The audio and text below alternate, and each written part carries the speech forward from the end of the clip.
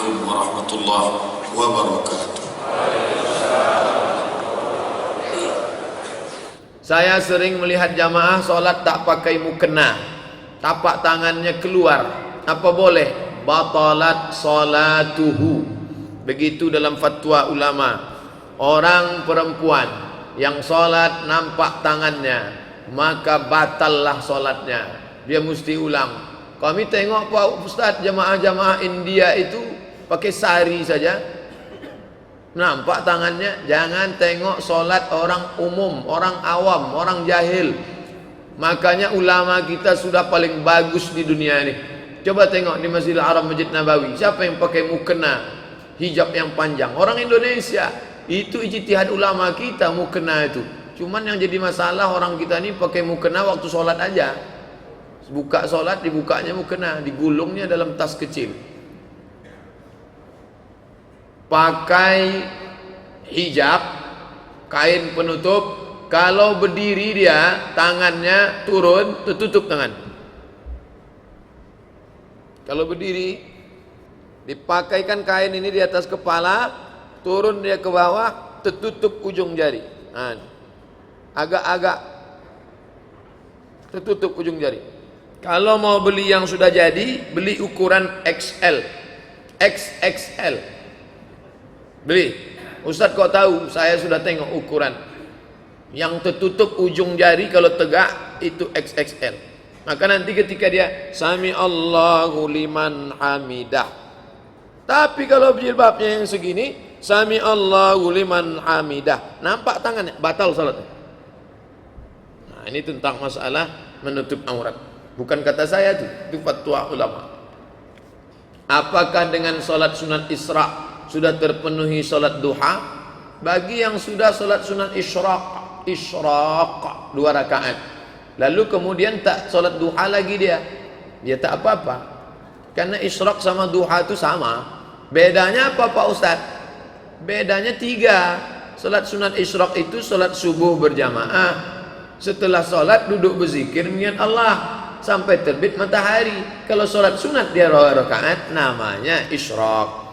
Tapi kalau tidak ada yang 3 itu namanya duha. Misalnya ibu sholatnya di rumah, mau berangkat kerja, sholat 2 rakaat, itu namanya duha. Kalau bagi kita yang sudah 3 tadi, sholat subuh berjamaah, duduk berzikir dengan Allah sampai terbit matahari, sholat 2 rakaat, namanya Isyraq. Kalau ditambahnya Pak Ustaz, bagus. Habis sholat Isyraq, pas bubar nanti sholat duha dia lagi, bagus, tak salah. Berapa batasnya? Tak ada batas. Karena riwayat Aisyah, summa yazidu masya'a, Nabi menambah semau dia. Ini hari libur, besok libur, sholat banyak, baik, amat sangat baik, tak salah. Saya masuk akademi dengan diminta uang 60 juta. Sekarang saya sudah ngaji dan tahu itu dosa, saya sudah tobat. Apakah haram gaji saya bekerja dengan ijazah sogok itu Pak Ustaz? Inilah masalahnya jamaah ini. Dia bertanya barang itu dah jadi. Jadi kita pun payah menjawab. Maunya sebelum itulah tanya, Ustaz saya mau begini. Makanya dulu orang datang ke Nabi itu bertanya akan dia, ini mau ku makan.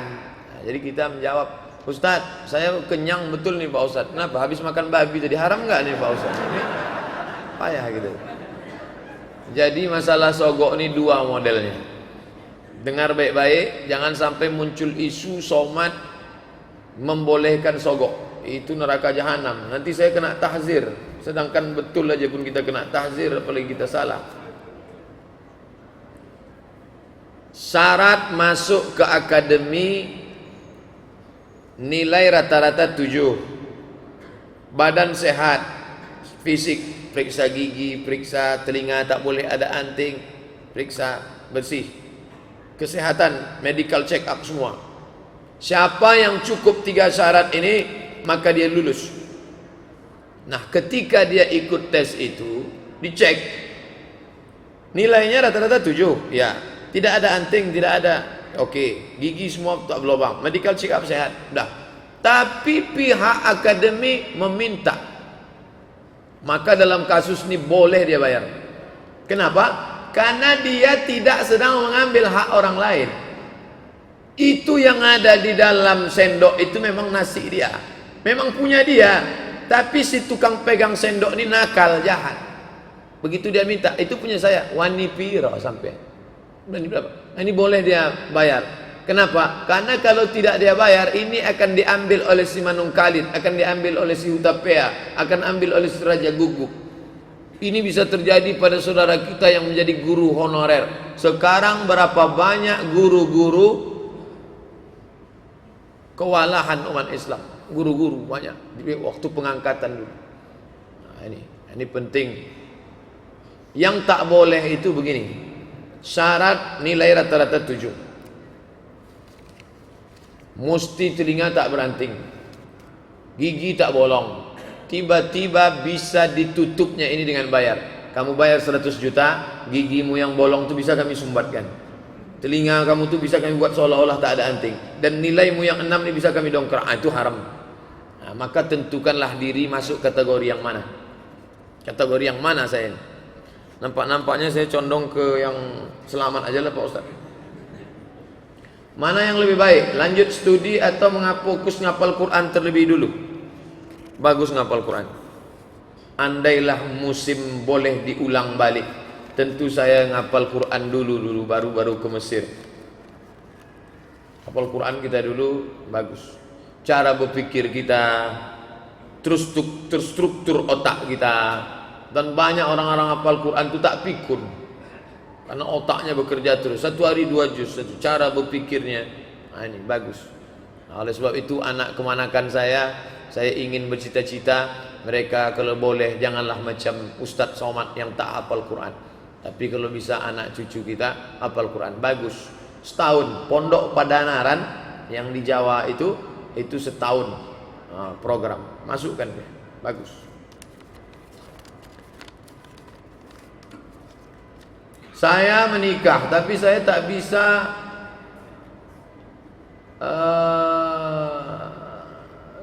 menerima kenyataan bahwa istri saya tidak suci.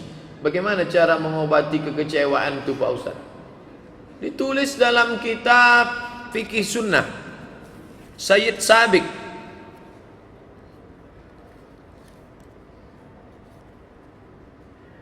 Fikih Sunnah Sayyid Sabiq, begini bunyi kalimatnya. Inishtarata bikran fabanat saiban falahul fashu. Tulis, nanti cari di kitab Fikih Sunnah Sayyid Sabiq.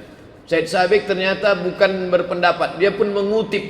Syekh Sayyid Sabiq mengutip dari Ibnu Taimiyah dalam Majmu' Fatawa. Inishtarata bikran, kalau anak lajang itu mensyaratkan bininya mesti perawan, fabanat saiban, setelah nikah ternyata tidak perawan, falahul fashu, maka dia punya hak untuk fasah.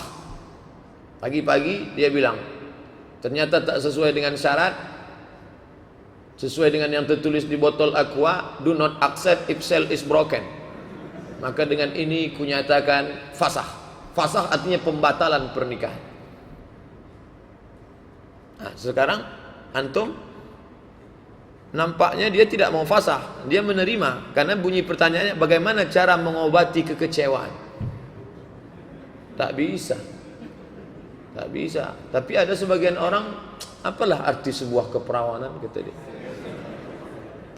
Ada laki-laki, aku bisa menerimamu apa adanya Adinda, kata dia. Oke lah, tapi jangan putih. Hidup ini putih atau hitam. Kalau memang putih, jaga dia baik-baik, tapi jangan diungkit-ungkit. Kalau memang hitam, lepaskan dia baik-baik. Kalau pegang dia baik. Kalau lepaskan dia baik. Jangan abu-abu. Ketika hati sedang senang, ku terima kau apa adanya. Ketika sedang marah, kau pun dulu tak perawan kok. Nah, itu tak baik.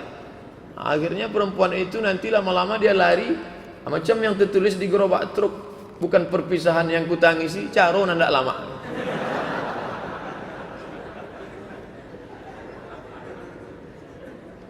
Saya cinta, tak ingin berpisah karena sekarang sudah punya anak. Kalau sudah punya anak tak ada cerita lagi. Itu yang cakap yang saya bacakan tadi itu terjadi kalau besok paginya. Kalau sudah punya anak, apa mau dikata, jaga aja lah. Ceritakan asal usul orang Cina Pak Ustaz. Cina. Jadi Adam, Idris, Nuh. Adam, Idris, Nuh. Pada zaman Nabi Nuh matilah manusia tadi, tinggal 3 orang. Satu namanya Sam, satu namanya Ham, satu namanya Yafis. Sam itulah bapaknya Yahudi dan Arab. Sam, maka disebut mereka dengan Semitic language. Semit, bangsa Semit. Sam. Ham itulah Afrika yang berkulit hitam. Ham, hitam.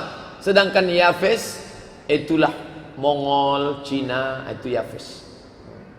Ada nama jamaah kita Pak Yafes. Nah, itu Sam, Ham, Yafes. Tinggal 3. Dari mana Ustadz baca ini? Nama kitabnya Al-Bidayah wan Nihayah.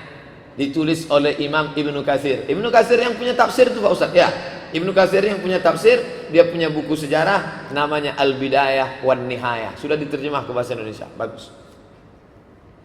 Lalu kita Pak Ustaz? Kita ini yang mana? Sam, Ham, Yafes. Cucu cicit Sam, India. Cucu cicit Yafes, Cina. Nikah India ini dengan Cina. Lahir anak diambilnya yang buruk-buruk. Kulit diambilnya kulit India. Mata diambilnya mata Cina. Rambut diambilnya rambut Cina. Hidung diambilnya hidung Cina.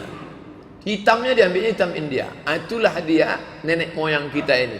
Laos, Kamboja, Vietnam, Thailand, Indonesia, Malaysia, Brunei Darussalam. Cina tidak, India tidak. Kulit-kulit India, hidung-hidung Cina. Nasib kita lah itu. Saya mahasiswa usuluddin. Usul artinya dasar, fondasi. Din agama. Usuluddin dasar agama. Di situ ada 3 jurusan. Tafsir hadis, akidah filsafat, perbandingan agama. Mengapa di Indonesia tidak membuat program islamisasi mengajak orang kafir masuk Islam? Sedangkan agama Kristen sudah membuat program kristenisasi. Ya dana, ya dana, ya dana, ya dana. Itu judul lagunya. Masuk kita ke kampung Talang Mama yang Kristen, jalannya mulus, semenisasi.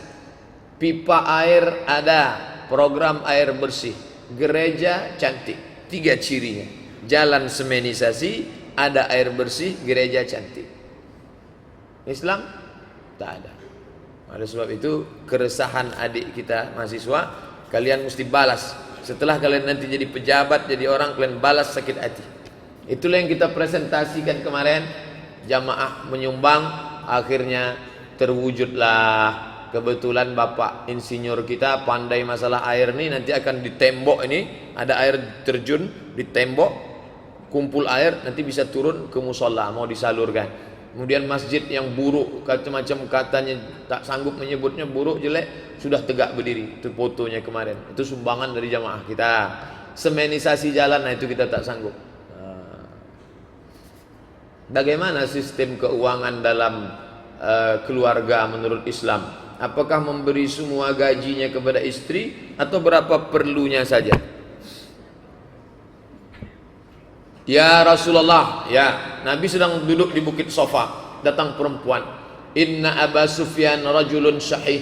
Sesungguhnya suamiku Abu Sufyan orangnya pelit, kedekut, kaya tapi pelit. Boleh tak ku ambil duitnya untuk makan anakku ya Rasulullah? Kata Nabi, ambil bil ma'ruf, secukupnya. Itu jatah perempuan.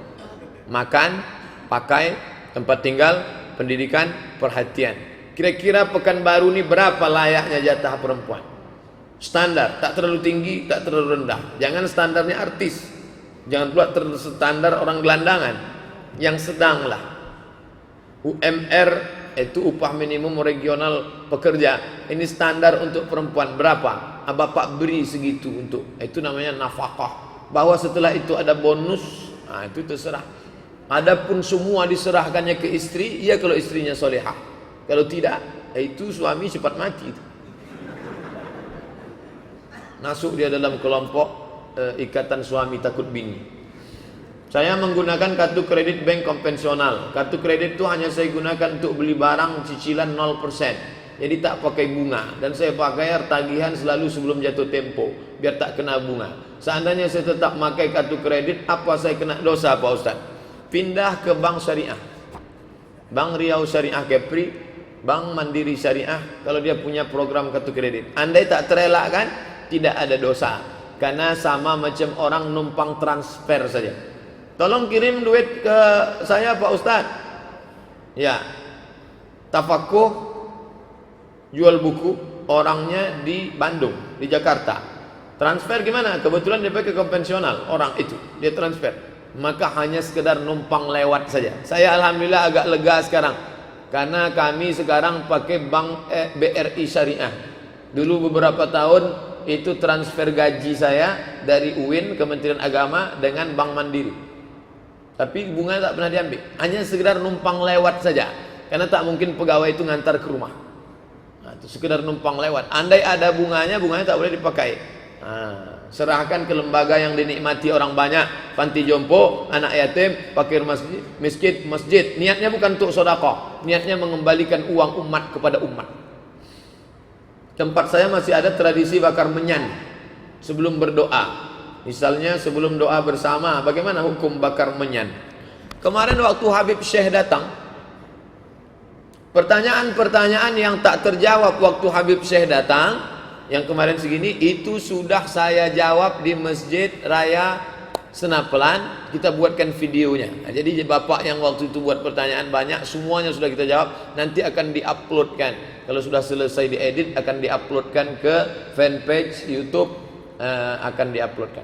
Nah, turun kita ke bawah waktu itu di depan Habib Syekh kan banyak bukhur namanya. Bukhur itu asap.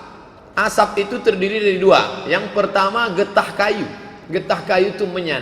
Dipotong kulit kayu itu keluar getahnya macam apa itu? Yang dipakai untuk gala-gala sampan. Sampan kayu sama kayu sampan supaya jangan masuk air. Damar. Damar tempat kita bau jin. Damar di Arab wangi, harum semerbak, menyan. Lalu kemudian ada satu lagi, ud namanya, ain waw dal, ud, bahasa kitanya gaharu. Gaharu. Dulu di Riau ini banyak. Dipotong, nanti di dalamnya ada kayu yang hitam sekali berminyak. Minyaknya itu, kayunya itu dibakar. 1 gramnya mahal sekali.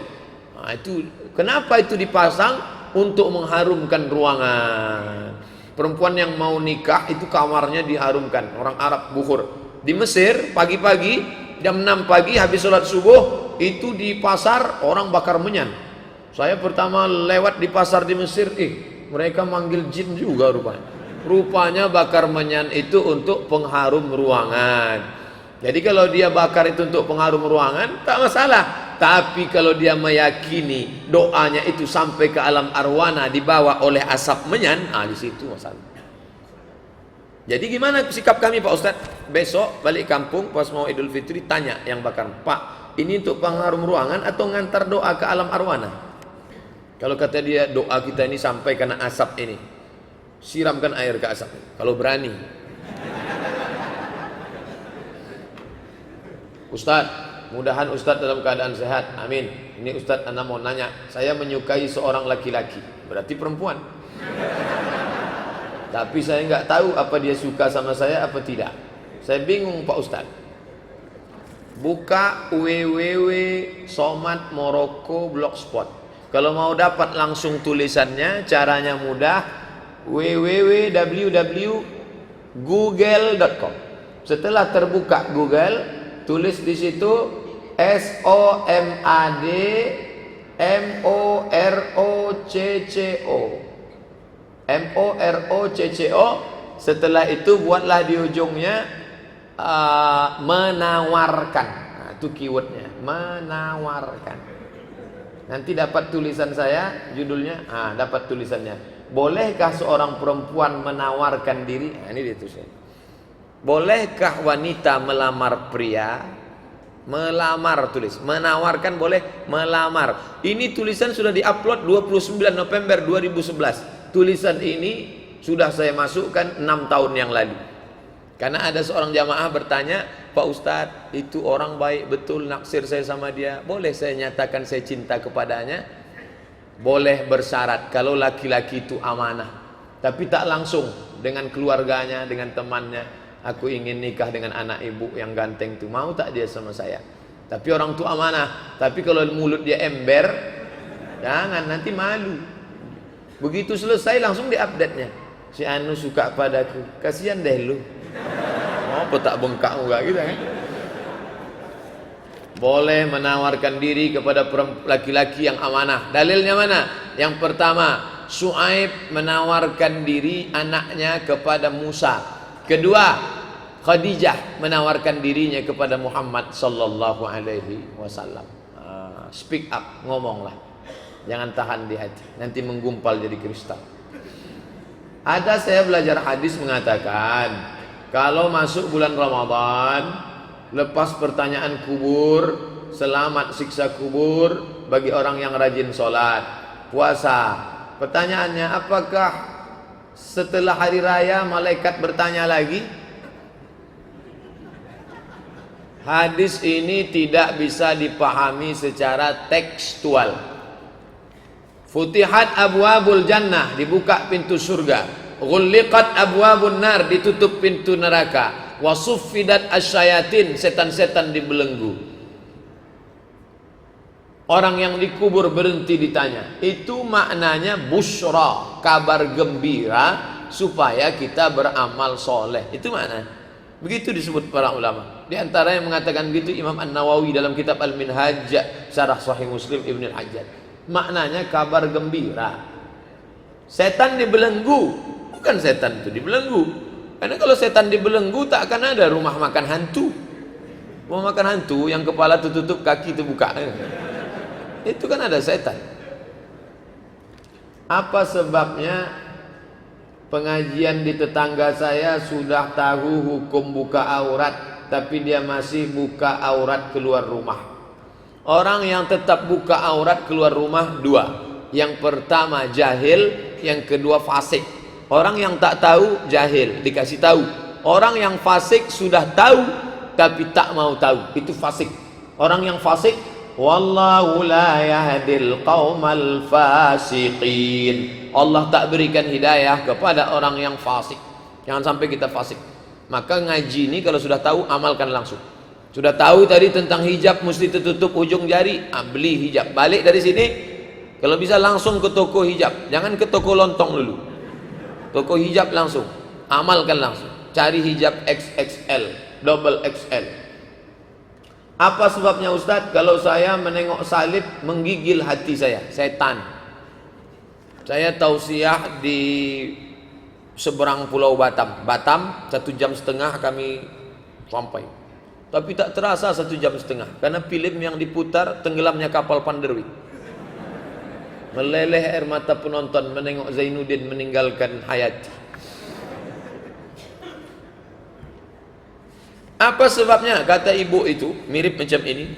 Saya terlalu terbayang salib, nampak salib, jin kafir sedang masuk. Karena di salib itu ada jin kafir. Dari mana masuknya jin kafir? Karena ada patung. Kepalanya ke kiri apa ke kanan? Ada yang ingat kan? Nah itu ada jin di dalamnya, jin kafir. Di dalam patung itu ada jin kafir. Makanya kita tidak boleh menyimpan patung. Jin kafir itulah yang mengajak.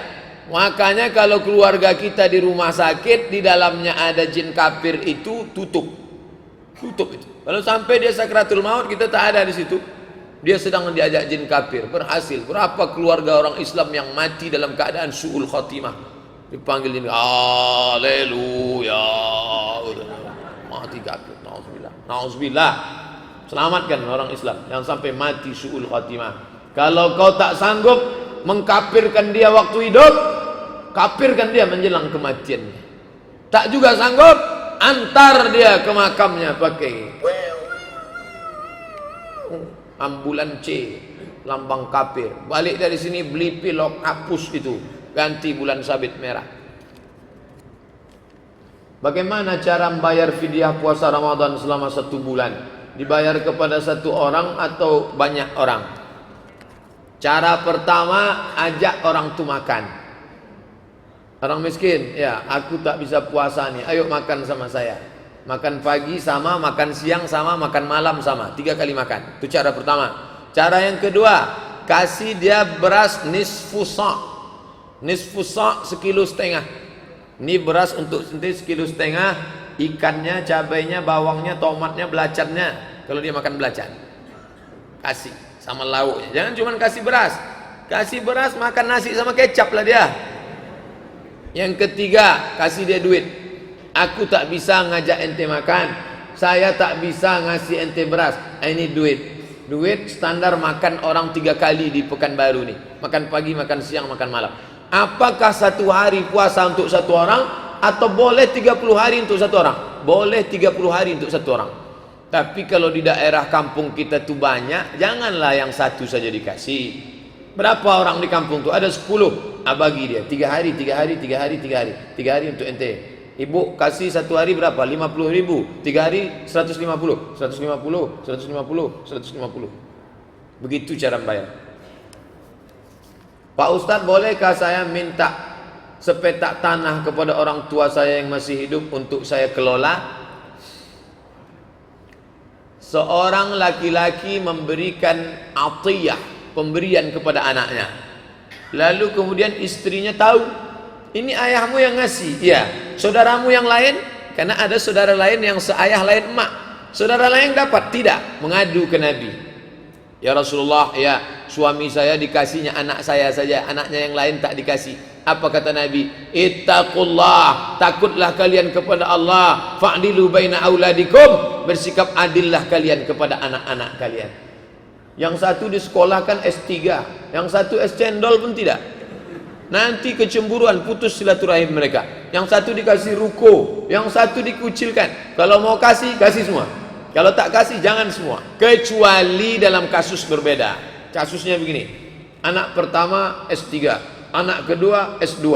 Tiba-tiba ujung kelas 6 SD. Perempuan menyusul belakangan. Maka bapak yang bijaksana dudukkan. Engkau anakku pertama, kedua. Iya. Adik kalian ini, aku tak tahu umurku pendek nanti mati. Gimana dia ini? Maka aku kasih dia 2 ruko ya. Kata si abang nih, tak apa-apa ya. Ayah kok takut sama kami? Aku tak takut sama kalian. Bini kalian ni yang ku khawatirkan. Iya. Kata abangnya yang 2 ni. Setuju ya? Iya. Setuju ahli waris. Begitu.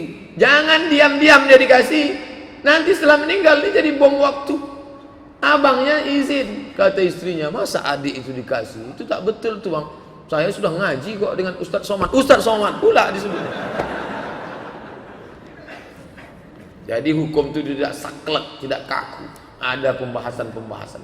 Mengapa Ustadz jarang ceramah di Kuansing? Karena tak ada jadwal atau gimana? Kuansing tak pernah ngundang saya.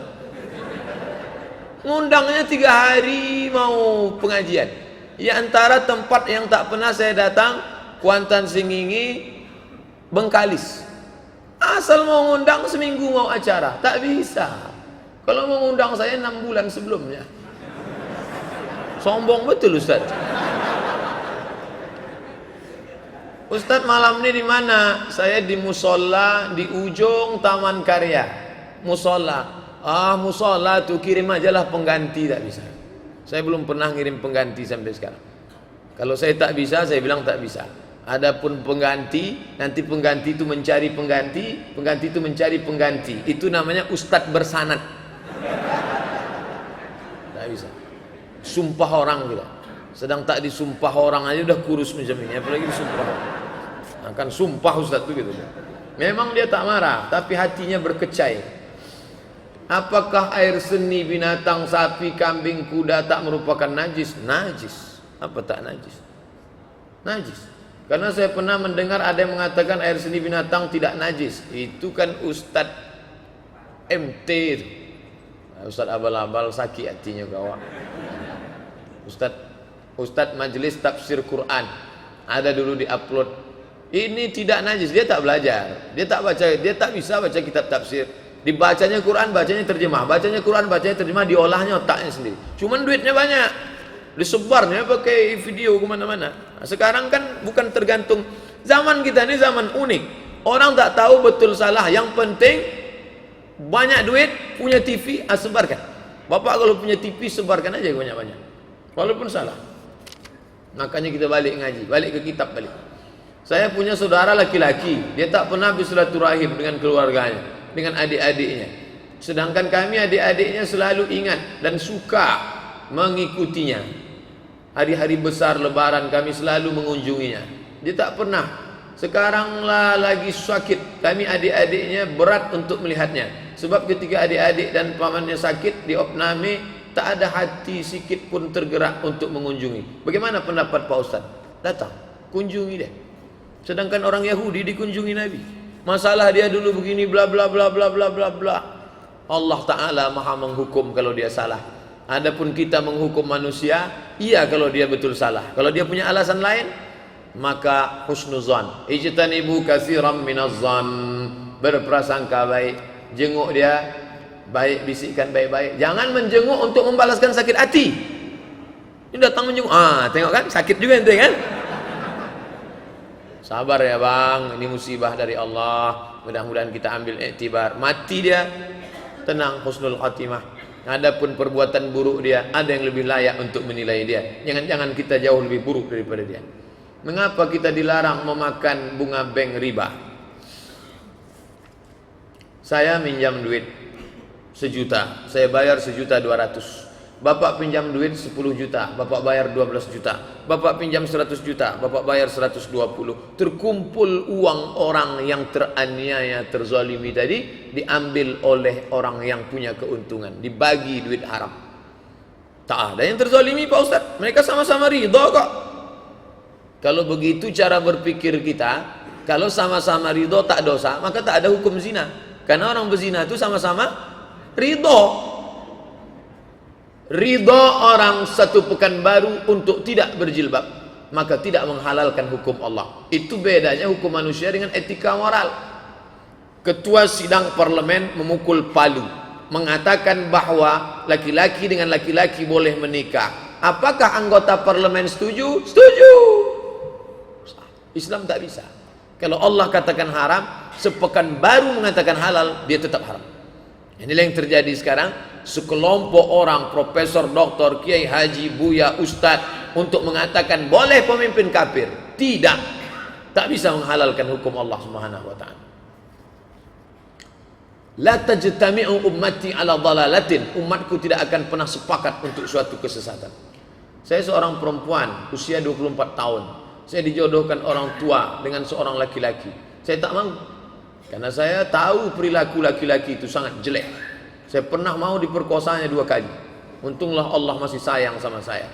Sudah saya ceritakan masalah tersebut kepada ayah saya, tapi ayah saya tetap tak peduli. Apakah saya berdosa menolak perjodohan itu? Kalau saya lari dari rumah, apakah saya berdosa? Janganlah lari dari rumah. Nanti kalau saya katakan boleh, anak ini betul-betul lari, hilang saya, dicari orang.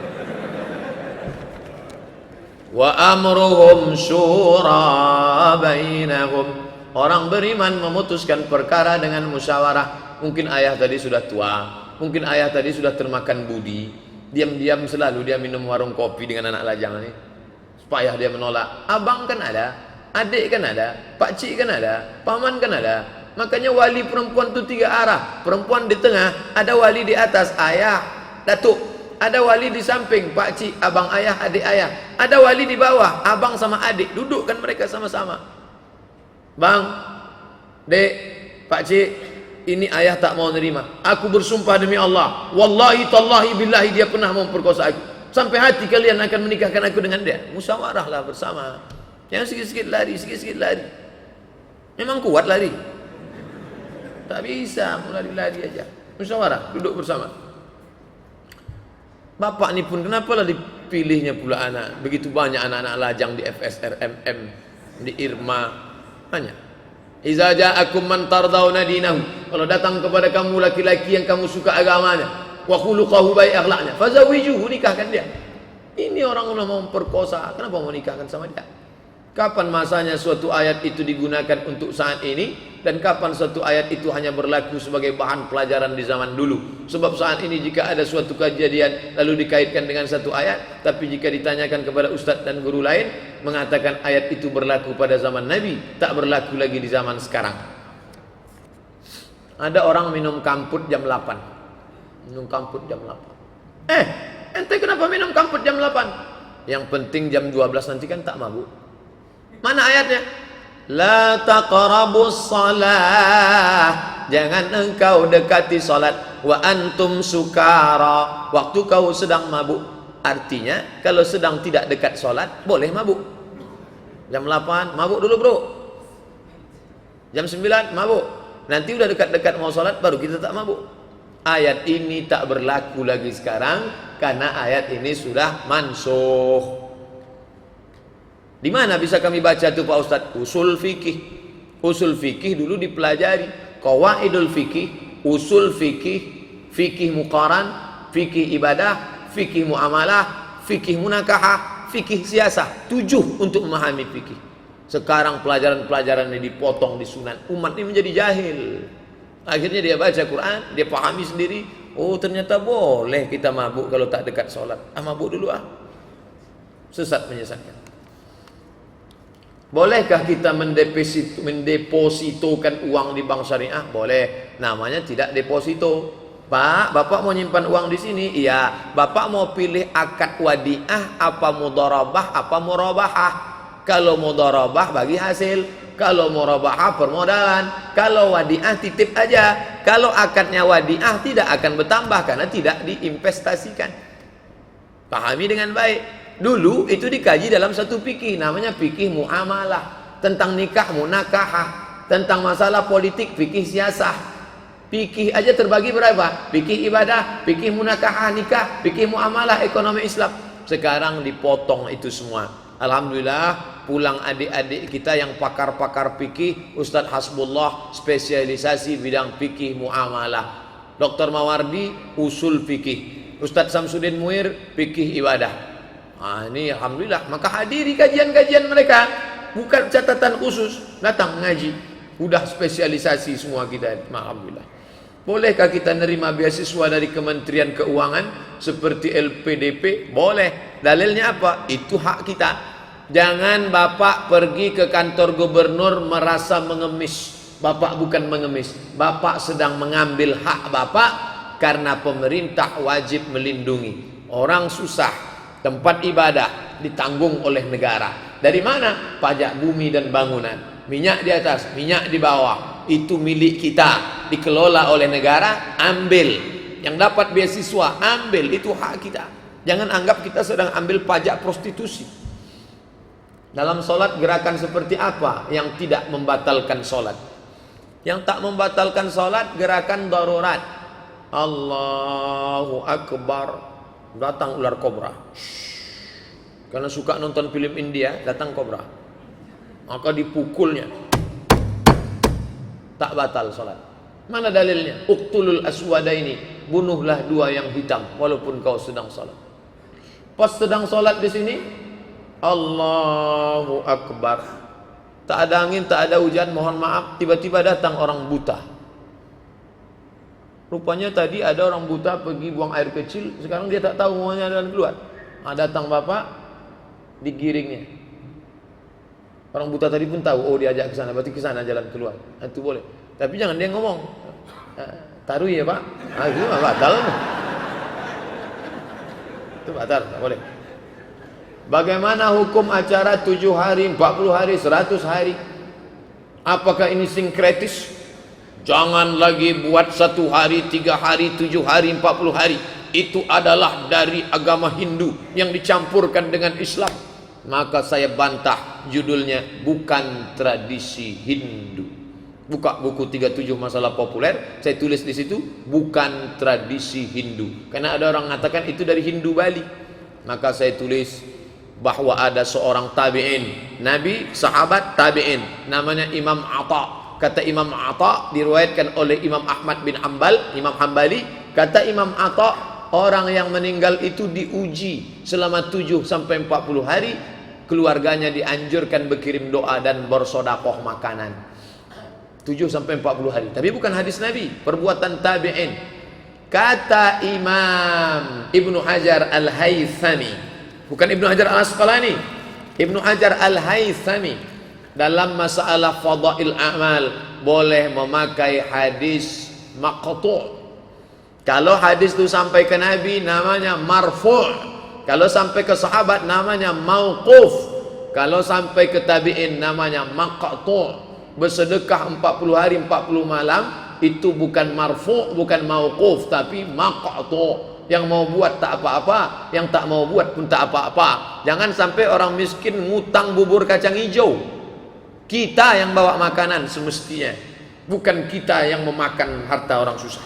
Tapi kalau ada anak orang kaya, dibuatnya nasi kotak, lalu dia umumkan, Bapak Ibu sekalian, tetangga kerabat andai tolan, ini bukan harta anak yatim, ini bukan harta warisan bapak kami, ini adalah murni sedekah saya anaknya, saya pulang dari Pekanbaru mau berbagi, makanlah. Apa tak tahu kalian di saya ini orang kaya?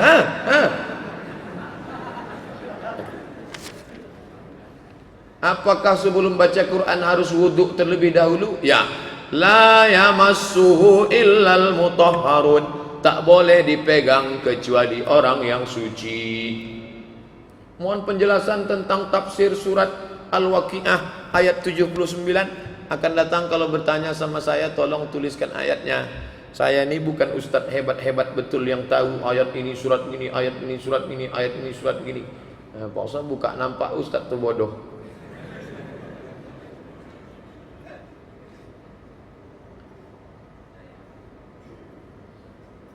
Sebentar ya, Bapak Ibu yang tak sabar mau pulang, pulanglah.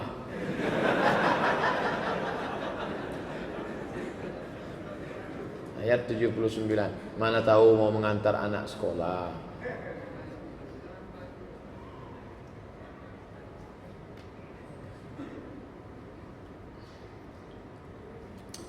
Ayat 79. A'udzubillahi minasyaitonirrajim. La yamas, itu ayat yang saya baca tadi. La yamassuhu illal mutahharun. Tidak diboleh dipegang kecuali yang suci. Itu kan Al-Quran dia Lauhil Mahfuz Pak Ustaz. Yang tak boleh megangnya malaikat, yang boleh dipegang hanya boleh malaikat. Itu penafsiran Daud Zohiri. Adapun Hanafi, Maliki, Syafi'i, Hambali, 4 mazhab, maka orang yang memegangnya mesti berwudu. Adapun perempuan haid tak boleh megang Quran, tak boleh bawa Quran, tak boleh baca Quran, tak boleh tawaf, tak boleh puasa, tak boleh sholat, tak boleh di masjid. Kalau ada ustadz lain yang mengatakan boleh aja tuh, kita akan tanggung jawab di hadapan Allah. Tapi saya tak melarang ikut pendapat dia. Ngaji sama ustadz Fulan, ngaji sama ustadz Fulan, tengok dalilnya. Menurut saya lebih kuat dalil dia daripada ustadz Somad, ikut dia. Dia tak mengatakan saya nabi yang diutus Allah ke Pekanbaru. Adab-adab di kuburan saat mengkebumikan jenazah baik laki-laki maupun perempuan Pak Ustaz. Perempuan tidak dianjurkan untuk ikut pemakaman. Sebagian pendapat makruh, tak dianjurkan. Kenapa? Karena perempuan itu jiwanya rapuh dan terlalu dalam ingatannya, sehingga kalau nampaknya nanti lubang kubur suaminya itu, seumur hidup dia menangis saja bawaan. Asal mau makan, kenapa Bu? Terbayang terus. Tapi laki-laki enggak. Laki-laki itu orangnya tegar. Jangankan meninggal, masih hidup pun tegar. Laki itu tegar. Saat berdoa, bagaimana adabnya Pak Ustaz? Li'ai yajlisa ahadukum ala jamratin minan nar. Duduk kamu di bara batu api neraka. Fatuhriqu siyabahu, terbakar pakaiannya sampai kulitnya terbakar. Khairun, lebih baik, min an yajlisa ala qabrin, daripada duduk di atas kubur. Jangan duduk di atas kubur, jangan menginjak kubur. Yang paling afdal menenteng sendal waktu lewat di atas kubur, dianjurkan. Tapi kalau khawatir kaki tertusuk duri kena batu, boleh pakai sendal. Tapi ada nanti nampak orang menenteng, itu adab. Tapi kalau dia khawatir nginjak, tempat kita tak khawatir nginjak paku, tai sapi banyak, maka pakailah sendal. Tapi menginjak jangan sampai. Pemakaman, mengantar ke pemakaman bagus, tapi menginjak haram. Ini sekarang orang menginjak makam, menduduki makam, dan menjadikan makam sebagai asbab. Duduk di makam, menginjak makam, asbah makam. La ilaha illallah. Tak boleh, haram. Saat berdoa, sebagaimananya tukang doa, posisinya apa, menghadap kiblat atau cukup menghadap kubur? Menghadap kiblat. Ini kepala. Kalau menghadap kiblat, ini kepala. Kepala, ini kaki. Maka di sini dia menghadap ke kiblat. Badannya di sini, kepalanya menghadap ke kiblat. Menghadap ke kiblat. Andai dia membelakangi kiblat, ya tak apa-apa. Solat yang tak boleh belakang kiblat. Adapun berdoa, afdal tak afdal. Jangan satukan antara afdal tak afdal dengan sah tak sah. Perkenalkan, ana merupakan salah seorang mahasiswa tingkat akhir di salah satu perguruan tinggi di Pekanbaru. Bagus. Mahasiswa mau ngaji itu alhamdulillah. Kalau ada orang tua ngaji, memang sudah layak, bagus. Begini, ana tinggal di Pekanbaru ini, ngontrak bersama satu orang sahabat ana. Tepatnya kami ngontrak di rumah saudara sahabat ana itu. Di rumah itu dia juga kakak adik kandung yang selalu tidak akur, selalu bermusuhan dan saling membenci. Pada suatu hari, panjang ceritanya nih Bu. Suatu hari terjadilah perkelahian hebat antara keduanya sehingga sampai mendatangkan polisi untuk penyelesaiannya. Sengaja kami yang ngontrak di rumah itu merasa tidak nyaman karena ada satu pihak yang membuat kami tak nyaman. Ketika kami pulang kampung, orang tua kami ceritakan mengenai kejadian tersebut sehingga orang tua kami membantu kami dengan memberikan semacam obat-obatan untuk menyatukan kedua adik kakak yang saling akur tadi. Tapi obat itu didapat dari orang pintar, dukun. Man ataka hinan, siapa yang datang ke dukun, fasaddaqahu bima yaqul, ambil rambut abangnya, ambil rambut adiknya, nanti dibakar, disatukan, dibaca jampi-jampi, masukkan ke air minumnya, habis itu dia akan akrab. Kenapa dia bisa akrab? Jin masuk ke dalam hatinya, akrab. Jin yang memisahkan, yufarriquna bihi bainal mar'i wa zawji, memisah orang suami istri, memisah orang adik beradik. Yang satu lagi, menyatukan yang sedang bermusuhan, mahabbah. Kan baik Pak Ustadz, apa salahnya? Ibu lagi ngapain Bu? Nyuci pakai apa? Koncing kudo. Namanya baik, mencuci, tapi pakai najis tak bisa. Innallaha thayyibun la yaqbalu illa thayyiban. Ingat, banyak orang sekarang terkecoh dengan jin, dengan hantu segala macam. Ingin mendamaikan, ambil kukunya, ambil air liurnya, ambil ini dibacakan. Tak boleh. Setan, hantu. Satu lagi Pak Ustaz, iyalah. Tolong doakan kami semoga lancar dan mudah dalam menyelesaikan tugas akhir, insyaallah. Kuliah di Indonesia, dosennya orang Indonesia, pakai tradisi Indonesia, bawalah roti mari ke situ. Jadi kawan saya ini tingkat 1 tak lulus usul fikih, tingkat 2 tak lulus usul fikih, tingkat 3 tak lulus usul fikih, tingkat 4 tak lulus usul fikih. 4 tahun 1 mata kuliah tak lulus, tak pulang. Ditelepon sama ayahnya, Assalamualaikum, Waalaikumsalam. Kau kenapa belum pulang nak? Ada 1 mata kuliah ya. Apa? Usul fikih. Belum lulus juga? Belum. Bawalah roti mari ke situ katanya. Disangkanya macam di Indonesia. Mesir tak melaku roti mari. Kalau tak lulus sampai mati tak lulus. 1 mata kuliah. Akhirnya ada Ustadz Saprudin Sa'an, anggota DPR provinsi dulu. Dia punya kawannya itu tak lulus mata kuliah di Azhar. Tak bisa pakai sogok roti. Di pakunya diktat itu, pakunya digantungkannya di leher. Mata kuliah ini memperlambat nikah dan pulang kampung. Hazihil maddah tuakhiru zawaj war rujuk ilal balad. Berjalan dia di Azhar, dipanggil sama saya Azhar. Apa mata kuliahnya? Lulus, pulang. Tanya sama Ustaz Saprudin saya. Tapi saya tak begitu. Saya lulus karena memang belajar. Yang nanti Ustaz itu cerita tentang diri dia tuh. Enggak. Apa hukum gadai Pak Ustaz? Gadai boleh. Makanya dalam fikih ada namanya bab rahnun, gadai. Pak, saya minjam duit Bapak ya. Ya, nanti saya bayar tanggal 1 Januari. Itu namanya dain, hutang. Pak, saya minjam duit Bapak ya. Berapa? 10 juta. Ini surat tanah saya. Kalau sampai tanggal ini saya tak bayar, senilai 10 juta ini ambillah. Itu namanya gadai. Kalau pinjam tak ada jaminan. Kalau ada barang jaminan namanya gadai. Yang jelas terdapat bunga seperti gadai BPKB. Kullu qardin jarra naf'an fahuwa riba. Setiap gadai pinjaman yang mengambil keuntungan maka dia riba. Kugadaikan surat kapling sawit saya 2 hektar ya. Ya. Selama duit tak balik, hasil diambilnya terus. Karet gotah, sawit, kelapa hibrida, riba. Kullu qardin jarra naf'an fahuwa riba.